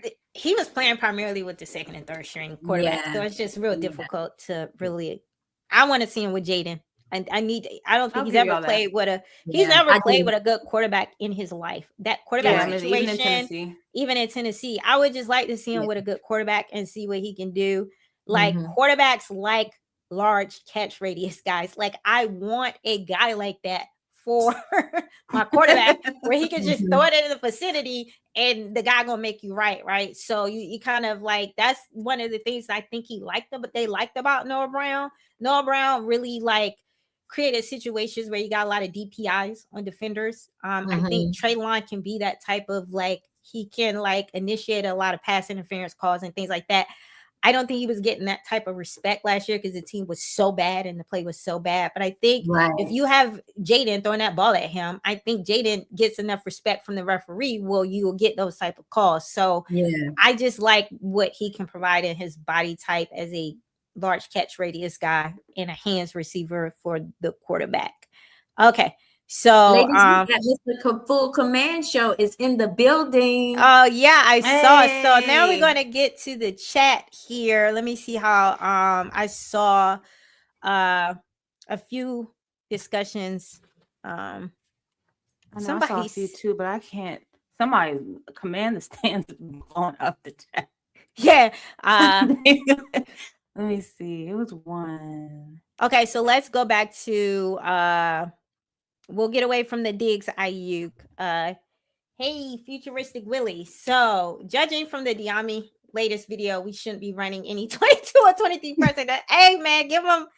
I have to go back and watch the video. I don't know. Like, we got to just listen. I think of 22 and 23 personnel in like a red zone situation. So, just hand the ball off to the running back. Like, we don't need to be passing in a lot of, that's heavy personnel. And I think that's when you don't have a lot of grass to work with. So I think you can run it and it's like, like that's funny. I need to watch. I haven't watched the video yet. I gotta go watch it. Yeah. We'll see. By the way, not sure if the ladies have. So I am still wrestling with if I want to see this. I've heard a lot of good things about it. I've heard a lot of good things about the production value. So I'm still deciding if I want to see it.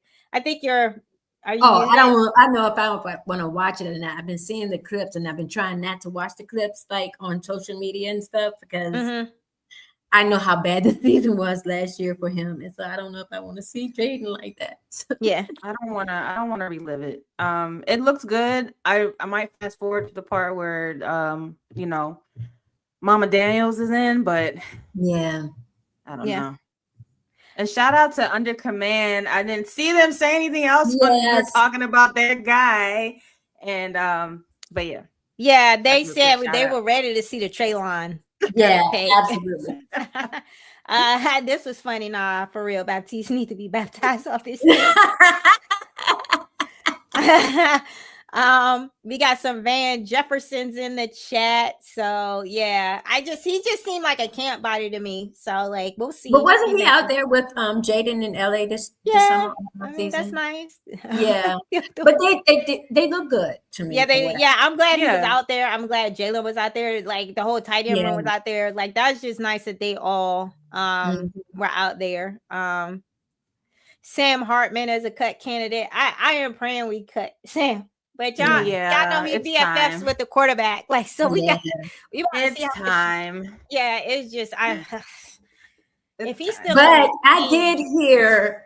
I think it was the last day of minicamp that he beat out Aiden. The last. I think it's neck and neck. I think that's a real battle. I'm not sure he beat him out, but I think Aiden is making him raise his level of play. And be more than just a model in the room. So is he really garbage, or was he injured for real? No, he's garbage. Unfortunately. I was at that preseason game. He doesn't have arm strength. So I don't think he can make tight window throws. I don't think he can throw receivers open. So when I was watching the documentary Diami YouTube, it was a play they passed, and I think it was overthrown to Rashad White. And I was like, that had to be Sam Hartman that threw that ball. Absolutely. That's hilarious. Oh boy. He said we got literal cyborgs. Yes, we do. Yes, we do. Like these guys are humongous. When you see them in street clothes, it does not then when you see them on the social medias and kind of their workout, I'm like, dude, you guys are huge. Yeah. Someone said we just need Luke to stay healthy. That's the big point, because he plays everybody. Everybody. He does play on the kickoffs where that puts him at higher risk for being injury. That's the only concern I have about Luke, is that he is a kickoff returner. Who else do we have at did I hear that Ja'Cory Krusky married our boy Bill is on kickoff? I think they said they want him on kickoffs because with the new dynamic kickoffs and how it works, they want running backs more, because more of a downhill style of running. Sometimes the wide receivers, some of the receivers don't run with a certain level of physicality. So you can really, they kind of want to get the running backs in the How kickoff. do y'all feel about that though? If it's Bill, if they are going to exercise that? I don't know. He's a 7th-round draft pick. I love Bill, but Bill is too loose when he is with the ball. Yes, I'm like, yo, the fumbling. Tuck the ball, dude. Even when he was doing this, before they even started OTAs, and he was showing his little workout with his trainer, and the dude was like, "Man, you wow!" And he has the ball security. But Bill has to he had to work on that. It's just we'll see. I think that's what's going to be the deciding factor on if he stays on that field or not. You can't be fumbling that ball. So we'll see. But that used to bother me. It's why you have been fumbling the ball and you are still running, and you're not making any adjustments. So so we have shout out to Full Command Show. Hey, thanks for joining us. What up, Grant? You can always go run it back, Grant. Yes. So, definitely. We appreciate your support, for real. We have Burks talk. So someone did agree. They was like, Burks was dropping passes last year. Yeah, but there were a lot of wide receivers dropping passes last year. It was bad last year. So. Can we just do 2025 was a wash, a straight wash? You know what I mean? We need a memory erase like they had in Men in Black. So, do y'all think Joseph's TJ Mags, is that McGee and others can make Louisville expendable? Maybe it's nah. I think they're gonna hold on to Louisville. He's a leader in the room. He's gonna be on the team. I think Joseph's is a project, so I think Joseph's will give you some snaps, but that's going to be a gradual. They're going to use him in packages and kind of I don't think he's giving you starter snaps to where you can let go of Louisville, and I don't think McGee differentiates enough. And he doesn't provide you with anything different than Louisville does. So he's not a standout. Yeah, he doesn't stand out like that outside of being fast and being a good tackler in the run game. So he can be a little I guess his mind can get a little off track a little bit to me. And that same way with Louisville as well. I think McGee and Louisville, they play kind of reckless, which I like. But at the same time, it's you're so fast and dominant that you're missing. They all play like that in Joe Witt's scheme. So I don't know if Joe Witt was we're going to be violent, we're going to be physical. Everybody was out there kind of trying to lay a bomb on everyone. I think they're going to be a little bit more disciplined. I think this requires more discipline and tackling and technique and things like that. So I think we're going to see less of that this year with a lot of the guys. So... Listen, y'all, we gonna move with the vibes. So right now there is no streaming schedule. Yeah. We all have our individual pages, but we're gonna try to make sure that we are consistently giving you something. But we don't want to force it. So we gotta the way we do things over here has gotta be something to talk about. Like I'm not just I know I get it. I forgot we really didn't introduce ourselves either. Yeah, I think we can do that when we close out to tell people where to go. Because we got a lot more people in the chat. So there's 100 people right now in the chat. But yeah, I think a lot of us are like very different in what we do. I know I'm not a reaction channel, so I'm very like the way I give you about one long form video a week, and then what Kay does is like she does kind of talk about the trending topics, but again, she's a little different in how she does it. And then Erica give you the correspondent recorder. She on the scene talking about the culture of the team. That's our beat reporter. That's our beat reporter. So I think we all do things a little bit different to where I think it's very intentional. And this is not really taking a dig at anyone else, but it's like I know with some other channels you are getting it multiple videos and things, so I just don't want to set that expectation that that's what we're gonna be doing over here. Like you said, there's nothing right now. There's nothing to talk about. Yeah, I think we'll be nothing going on. Yeah, when the season comes, you'll probably see more streams. Maybe like post game or something like that. Yeah. Or even what would work? What would be great if we I don't know how the schedule will be, but if we could do something prior to the game. So like Asia, you can look at the opponent's defense. Yeah, we can do like a pregame, like the what win. Yeah. So we'll probably identify. I think you'll probably see more from us around the season because there's just more things to intentionally make content around. So on the individual channels too, because absolutely. Right now, unless something happened and it's not Brandon Ayuk, y'all not gonna hear from me. She said we not turning that camera on and talk about no BA. Yeah. So we got Futuristic Willie. Who wins the left guard battle? Coleman. I got Coleman. I think the scheme just leans to his athleticism a little bit better than Chris Paul. I have Coleman too. Yeah, it's his to win now. Like he got to I think he can win it. Like I don't think he's legitimately I don't know what was going on with the last offensive line coach, and like I don't think Coleman ever played bad enough to have his job taken. I think availability was the issue. When you're injured or whatever, it just makes you susceptible to somebody coming in and taking your job. So I don't think Paul ever showed me anything where he played significantly better than. He's solid. He was just more available, and I think the best ability is availability. So I think he's just going to win his job back, honestly, because I think he's good. This will be the year to tell, though. Yeah. So I think if they stop swinging him like he's how you taking a starting piece and swinging him all around the line like he a depth piece, like that is the most asinine thing that they have done with Brandon Coleman. You do that with the backup piece. They've been moving him around. All right, we drafted you. You gonna be the left tackle? Oh no, we went and got Larry Tunsil. Now you the left guard. Well, now we gonna move you to right tackle. Nope, sorry.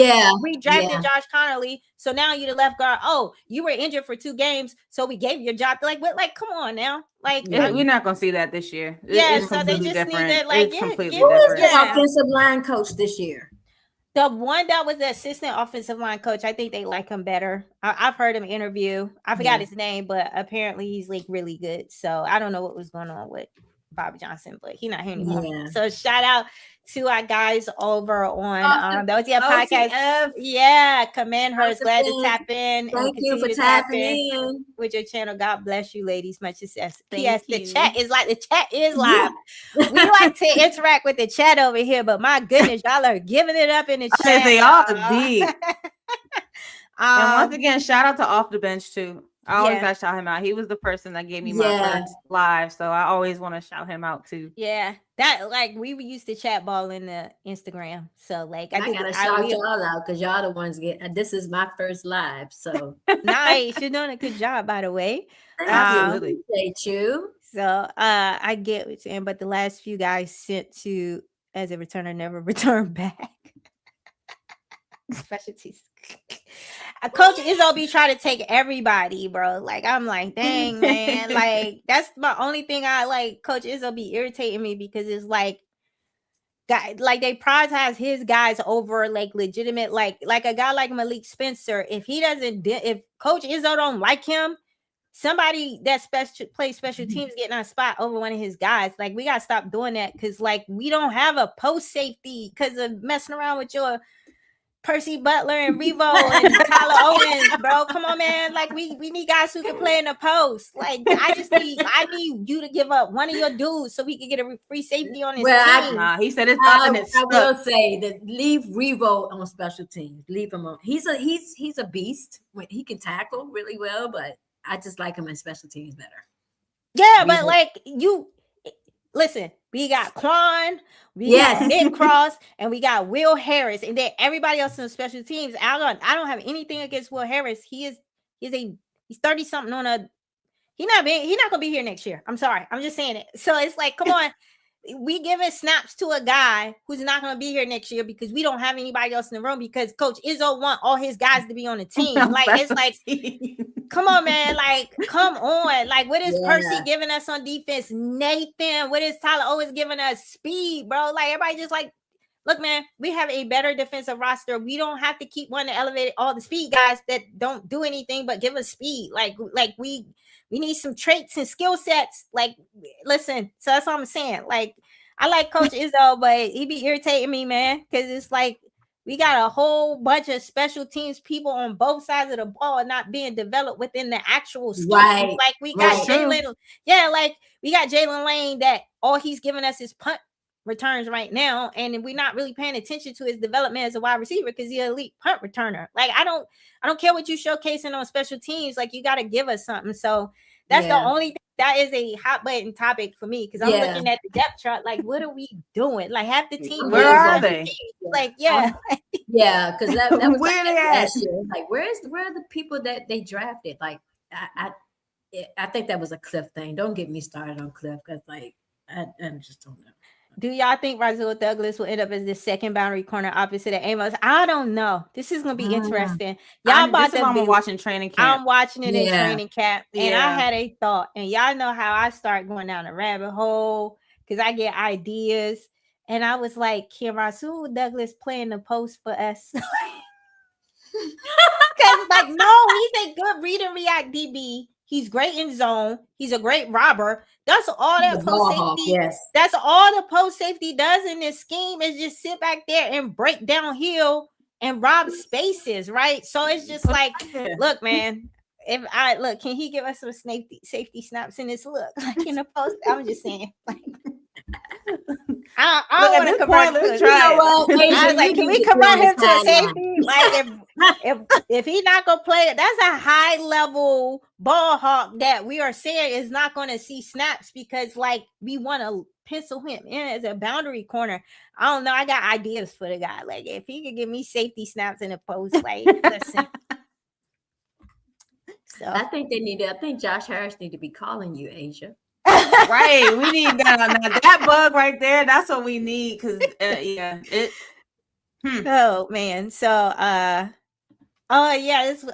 hey, Levincus, thank you for stopping by. Thank you. I asked about Nick Ballore taking up space. Yeah, he gotta go, bro. It's time, man. Some of these special teams guys gotta go. I don't remember him making one. The only play I can remember him is I think it was a punt. And he made like this crazy tackle, and that's all I remember him. I don't even remember him in nothing else. That's all he does. That's a shame. That's the only play. Because that's elite level special teams play, but he been in it like it's like his 17th, 20 year. Like you gotta go, bro. We gotta that team. Yeah, nah. Good riddance. All right. So who do y'all think should be the number 2 wide receiver if we don't get Diggs or BA? So it's gonna be Antonio Williams. It's gonna be Antonio. Yeah. Yeah, I know people when they drafted him, they already had that in mind. I think they're hiding him. You know how when Jaden came in 2024, you know, people were talking about how great of a quarterback he is, but they really didn't show his gift, like what he really can truly do. Mm-hmm. And I have also heard when some of the after practice, some of the media were talking about how he is working on the sideline with Terry. Yeah. I think they're hiding him for a reason. Yeah, I think he's got a lot. I think he's way more talented than a lot of people in the fan base want to give him credit for. Because I see a lot of people going, we can't expect a third rounder. I don't think y'all understand this guy was a first round graded prospect. Terry? People treat Terry like he's an anomaly. He went to Ohio State. I can't keep having the wide receiver conversation on Twitter. I'm sorry. Like, I'm over it. Nobody's making sense anymore. Everybody just is hunkered down to argue and defend their position. They're starting to give illogical takes on things because they just say you don't like the room. If you don't like the room, say you don't like the room. Right, and that's fine. But these other points that people are trying to make, it doesn't make sense. Why wouldn't he be number 2? Who else would it be? And somebody we're not says wide receiver 2 I think it's wide receiver 3 by committee because I think the way that the scheme works, the scheme leverages the slot. So it's just going to work out that the slot receiver ends up being the wide receiver 2. It's like the actual person that is going to probably be number 2 in target share is Chig, if we being honest. Exactly. It's going to be Chig and then after that is your slot receiver. That is just how this scheme works. And then I think it's everyone else. So I think it's wide receiver 3 by committee. And then if we're running 12 and 13 personnel, y'all got to remember more 12 and 13 personnel, not as much 11 personnel. We are talking about 2 wide receivers on the field. The 2 wide receivers on the field are going to be Terry and Williams because they have the route trees with all the branches and you can move them around. So it's just going to work out that the 2 receivers that are on the field most of the time, going to be Terry and Antonio because of what they give you in terms of their route trees, your ability to move them around and how they can work the slot. So I think that's just how it's going to work out. Let them know, Asia. Let them know. Right. Yeah. Futuristic Willie always be like, Percy Butler and Amik Robertson was one of the best tandems in college football at La Tech. I like Amik. I like Percy. Too. I like them. Y'all didn't hear me say nothing about Percy. I said Tyler Owens. So y'all not about to put that on me. I want Percy. And I like Amik Robertson. About Percy? I don't think none of us said anything about Percy. Tyler. No, nobody said anything about Percy. It was T.O. He's going to be here. Yeah, Percy going to be here. So special team. Special team. I'm just saying you can't have. Coach Izzo. You can't have Percy and T.O. You can't have Tyler and Percy. My man was like, I was watching a stream where it was like he was naming all the names. I'm like, come on, man, come on. You got everybody. Come on. I want Malik Spencer to make this team. Like I want a free safety. All I ask is, can I have a free safety, Coach Izzo? That's all I'm saying. Right. Can we stop the tush push this year? I mean, I think that new coordinator over there gonna stop the tush push with the Eagles. Like they over there running a different type of scheme. So I don't know. We'll see. I don't see the tush push going away, but that offensive line getting real old over there. I think that tush push is wearing them down. So we will see if we stop the tush push. I think we got the bodies to do it, but we'll see. Yeah, it's a time. I just don't like it. I don't like it. It's not a real football play, but you gotta stop it. It feels like it's cheating. It feels like it's cheating. Yeah, but we got some big bodies now. Like, listen, man, Tim Settle, Javon, you want tush push? Just take all the big body guys and just put them in there. Good luck. Like, I know them offensive linemen are gonna go back to the sideline and be like, "Hey, bro, you got dial up." Maybe Javon currently ain't doing that. It's like we got too many big bodies to be tush pushing. So, like, if you gonna run a tush push, I say take all the big body boys and put them out there. So I think we got the bodies for it now. Will we stop it? That's a different, I think that was like the last little chat. So I think this is where we are. I told y'all these streams can go 2 hours. Man, I'm about to say it's 1 hour. Yeah, close to 2 hours. And we have 91 people still locked in, y'all. Whoa. Okay, so we're gonna get ready to round it out. So what is everyone looking forward to going into, like, what are you gonna be on the lookout for when we go into training camp this year? Okay. I am going to be watching for communication. I'm going to be watching for how the players are picking up the schemes, offense and defense. I want to see who's going to be getting the reps, who the knowledge is sticking with. And a player, if I had to pick a player, I am going to be watching Kaytron Allen. I think he's going to have a bigger role in the game this year than not. So he's my player to watch for training camp. And I want to see how the coaches are meshing with the players. I mean, it's not just always about what the players are doing. I mean, I want to see, how does David Blau look? Is he communicating as well with the players? Like, are the plays that he's calling, are they looking like, okay, you know your players, their skill set. Same thing with Durante Jones, which I'm more confident in him than I am David Blau. Not that I'm not confident, but yeah, I just want to see how it's all starting to play out. And this is gonna sound cliche, but I want to see Jaden.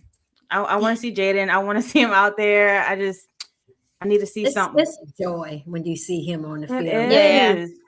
Jaden just brings the joy back to everyone. I think that's why we were so miserable last year. Our quarterback was here, and we it's like, gosh, like he just, Jaden has to bring the vibes back. I think for me, all of the things I like to see, you can't see on OTAs because they don't have on pads. So I'm ready to see this defense actually be able to contest passes and things like that.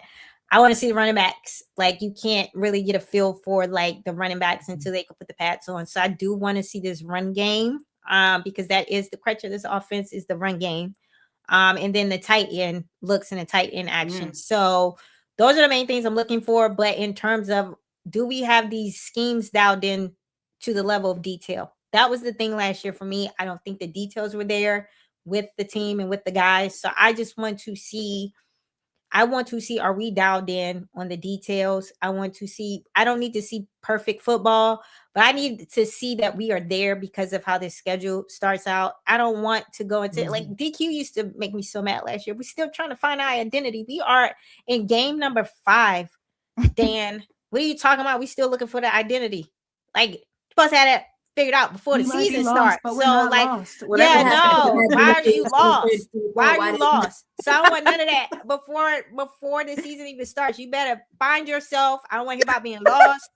I want the identity identified. All that stuff needs to be figured out before the first game. And I want to see the ones getting reps. Like, let's figure that out. Like, Jaden hardly playing last year made me upset. He is a second-year player. You treat him like a 5-year vet.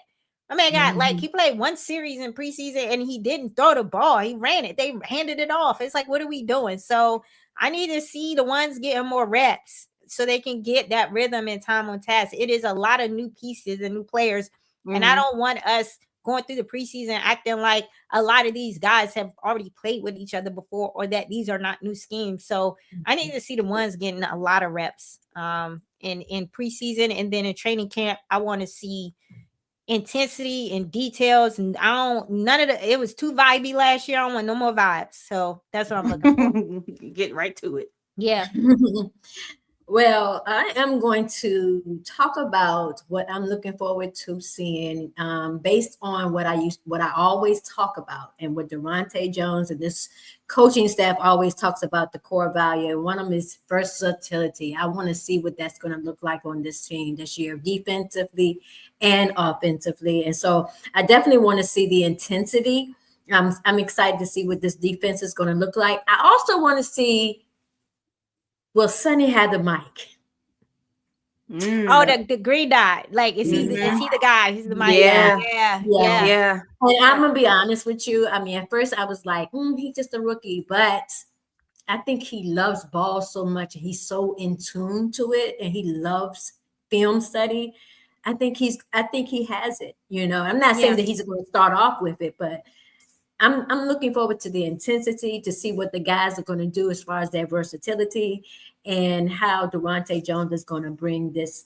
Well, he said he didn't want to name his defense like attack mode or beast mode or anything like that. He said he wants to see his players play with joy, and I think that that's what we're going to see. I'm fundamentally sound football. Yeah. Yes. Like, thank you, Coach DJ, man. I don't need no more. Yeah, for real. You're gonna punch people in the mouth. I don't care, bro. Like, I just want to tackle. Can we tackle? And can the bare minimum. Yeah, can the safeties be where they're supposed to be? and can, like, I just want fundamentals. So I'm looking forward to that. So, that rounds out our first stream. Yeah. 102 people still locked in. Shout out to y'all. Like, y'all almost 2 hours later. Yeah. Thank you for sitting through it. Thank you for everybody who stopped through. I'm sorry. Yeah. You did say this. He did. I think he did it twice. He did it twice. He said, let me get this super chat popping so I can make sure. Lady, you gotta go to the Commanders Kings. Y'all go to the Commanders Kings event. I don't have the flyer to promote, but we gonna promote our guys over here. And I thought about that, and I was like, "Are you going, Asia?" Yeah, I'm going. So I was like, "Man, it would be so nice if all of Command Hers in the building." But the way my checking and my savings and stuff is set up. Well, listen, no pressure. If you can't make it, we get it. And it's on a Sunday. And do y'all realize I am 56 years old? She said, I gotta get in the bed. Yo, for real, I don't be doing all that. I mean, I would love to be there for real, but I thought we got you, E. I thought about it, and I was like, that's a Sunday. Gotta get up. Gotta go. I'm in Richmond. I'm like, I already took off time for training camp, so I'm going to be there that Friday. Oh, that's Richmond into the city. That's a lot. Yeah, that's just too much. So I was like, either it's going to be training camp or the party. So my goal is to be at training camp and put the mic in people's faces. That's what I'm talking about. Give it the real correspondent. We gonna represent. We gonna represent. But we got 100 and some people in this chat. So the Commanders Kings event. I think it's like August 23rd. I don't have the flyer. I should have asked them to shoot me the flyer. Go support the guys.